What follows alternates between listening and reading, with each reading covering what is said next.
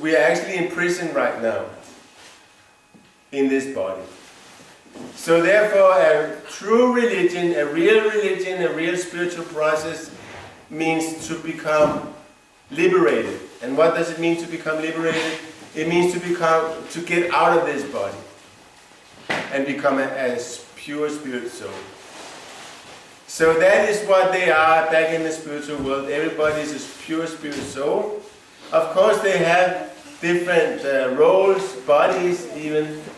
Some will have a female body, some will have a male body, but it is a completely spiritual body. That means there's not any deterioration, there's no disease, old age, or death, nothing like that. Everything is eternal. So the form, so actually we have an eternal form. Like I could very well be a gopi maybe in the spiritual world. A cowherd girl. I could be a girl and you could be a cowherd boy. We don't know. That you will first. That's funny, huh? Yeah. We won't know this till we get back there. But then our eternal form will become revealed to us. And that is the purpose of this Hare Krishna mantra. That's why we chant the Hare Krishna mantra. Because gradually, as we chant, we become more and more purified. And it is a fact, even when we are in a material body, when we start chanting Hare Krishna, we will, because it is just like what the Hare Krishna mantra is actually like we take because our heart is covered by not just this life, but millions and billions of lifetimes we have been here. We have been a dog, we have been an insect, we have been a girl, we have been a man, we have been we have been a demigod, we have had so many forms, bodies in the material world. And now when we get a human form of life, so we have this mind that we have, this mind is conditioned by these millions and billions of lifetimes. Narada Muni says in the Srimad Bhagavatam that every impression that we had in any lifetime, in millions and billions of lifetimes, is there in the mind. That's why sometimes people, they can remember past lifetimes, or they have some very scary dreams. They are actually impressions from past lifetimes. So all these mental, we call them samskaras, impressions, they cover our real self. So when you chant Hare Krishna, it's like taking a brush and scrubbing the mind pure, clean, so that the Satchidananda can come out. Eternity, knowledge and bliss. So when we chant Hare Krishna, we actually feel, we will have the direct experience that we will be more happy and we'll be less worried about death, and we will become full of knowledge. That's what happens when we chant Hare Krishna. And this is not a faith. This is a direct fact that anybody can experience and investigate scientifically. But the difference between modern science and the spiritual science is like in the modern science, then you only study things outside of yourself. You have your consciousness, and then you look at matter, and you wonder about matter, and you study matter. That is material science. You study only things outside of yourself. But in the spiritual science, you have your own consciousness as the object of study. So you have to use yourself as the object of study when you perform the spiritual science. And that you do by chanting Hare Krishna, you will see the effect it has on the consciousness. And that means that even if you, let's say you are sick or your body is having some accident or you even lose an arm or a leg or you get sick or whatever, still, because that's just the body, it's just like if you have a car and it'll lose a wheel or something and it's in an accident and it loses something. So that's like the body is like that too. But you're the same, it's the same person in the car. Say a man, he drives in the car and he smashes into a wall and the car is completely smashed, but he survives. So it's the same person inside the car. So similarly, it's also the same person inside the body. All these things, they can happen to the body, but the person inside the body does not change. So therefore, we can actually be happy even though the body is miserable, or even though our wife or husband just left us, or our children became, heroin addicts. That's a cause of misery. But if we are Krishna consciousness, we can still be happy, because the real happiness comes from within, and it is independent on any bodily circumstance. That is the scientific fact about Hare Krishna. That we can see when we use it and investigate it scientifically, we will actually see that it really works. It's not just a faith. Like we say, you believe in Krishna or you go to hell.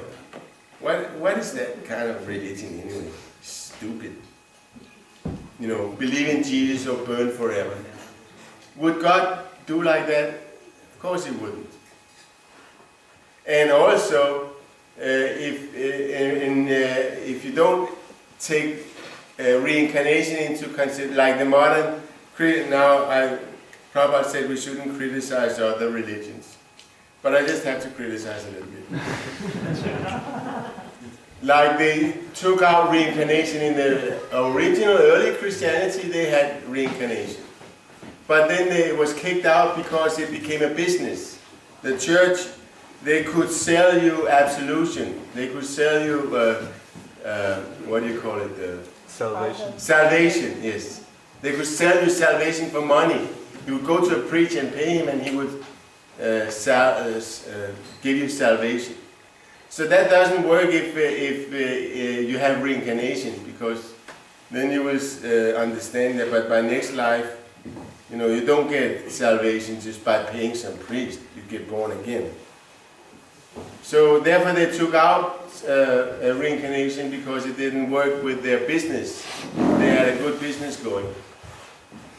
But if you think about it, if you don't have reincarnation, if this is your first life, what does that make God? It makes God some whimsical old bastard sitting up in the skies, and he's casting one soul down to a life as, King Frederick, and another soul is born in Iraq or Iran and getting bombed to smithereens by the Americans. So why would God do that? Create one soul who's suffering and one soul who's completely born into a good circumstance. Of course God would not do that. It makes much more sense to say, like we say, that the way you're born now, it is the result of your past activities. That is called karma.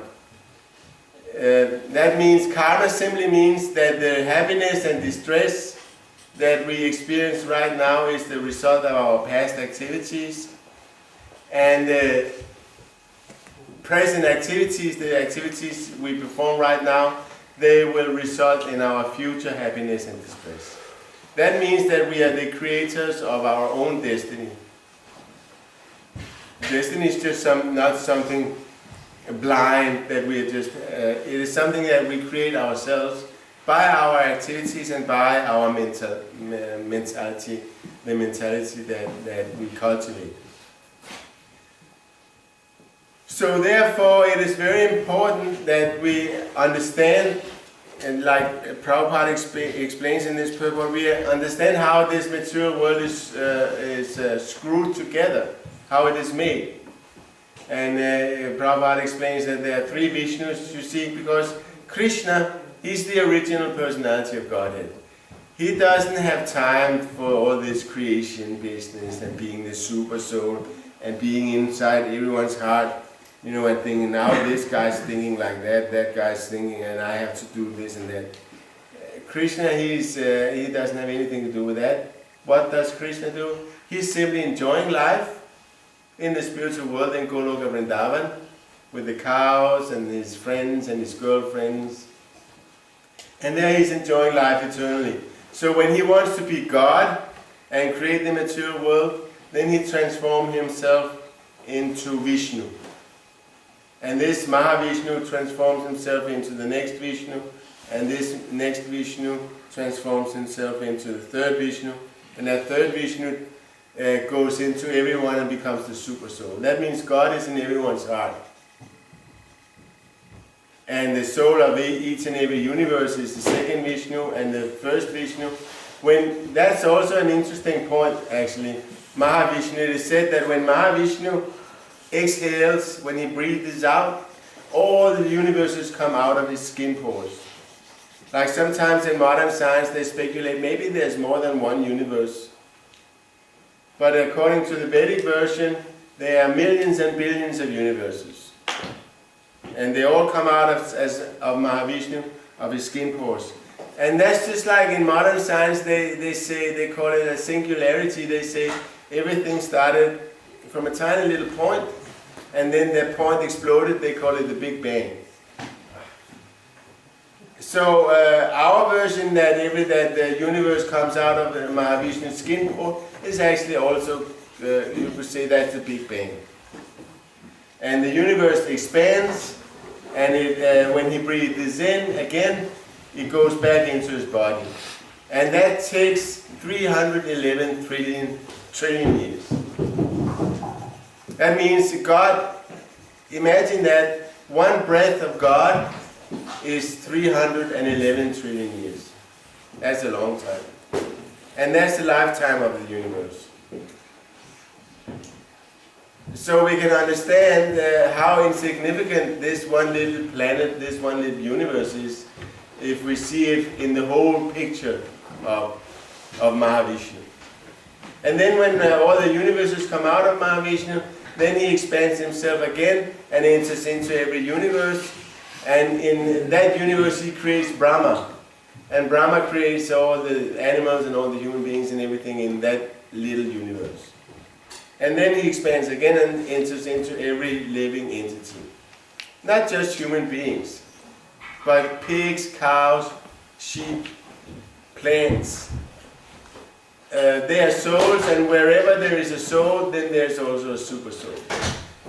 But that's of course not an eternal thing, because in the spiritual world there's no super soul. There's no necessity of any super soul, because everything is fully conscious there. So this process of Krishna consciousness will take us, first of all, it will take us out of the misery of being in a body.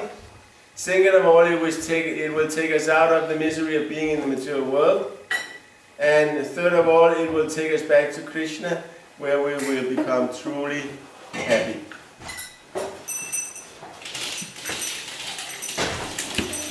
Confirmed. Hare are there any comments or questions?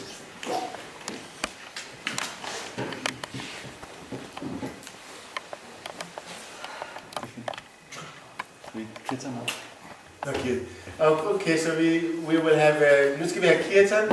We will have kirtan where we will sing Hare Krishna, and we will do it for the pleasure of Krishna in his most merciful form of Gaura. That's the funny thing about Krishna, because when I just have to mention this. This universe is 311 trillion years. It lasts a very long time. And then it is the kalpas, they are like 4 billion, 300, that's one day of Brahma, 4 billion years. And in one day of Brahma, Krishna comes one time. So we are in the Kali Yuga out of 1,000 Kali Yugas, where Krishna has descended personally. And every 4 billion years, Krishna comes personally down to the earth to attract us. And every time Krishna comes, then Chaitanya Mahaprabhu also comes. And he was in India just 500 years ago, and that is Krishna himself. And even in India, nobody believes that Chaitanya Mahaprabhu is God. The Hare Krishna movement is the only one in the world who can tell you that Chaitanya Mahaprabhu is God. And it's not just something that we speculate or wishful thinking, it is in the Vedas, it is in the scriptures. Thank you very much. Hare Krishna.